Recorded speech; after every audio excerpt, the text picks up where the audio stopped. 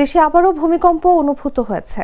এবার ভূমিকম্প অনুভূত হলো ভোলার মনপুরা উপজেলায়। শুক্রবার আনুমানিক ভোর 6টার দিকে এই ভূকম্পন অনুভূত হয়। এতে পুরো দ্বীপের বসতবাড়ি, মসজিদ, শিক্ষা প্রতিষ্ঠান, হাসপাতাল সহ বিভিন্ন দালান কোঠা কেঁপে ওঠে।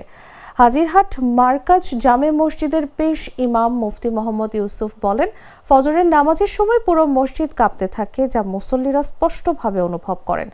স্থানীয়রা জানান, ভারতের মণিপুর ও আসাম সহ আশপাশের এলাকায় সংঘটিত ভূমিকম্পের প্রভাবে ভোলার মনপুরা উপকূলে এই কম্পন অনুভূত হয়েছে।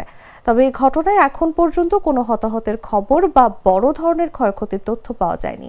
এর আগেও 2024 সালের মে মাসে ভারতের মণিপুরে সংঘটিত 3.5 মাত্রার ভূমিকম্পের প্রভাবে বাংলাদেশ সহ ভোলার মনপুরা এলাকায় ভূকম্পন অনুভূত হয়েছিল।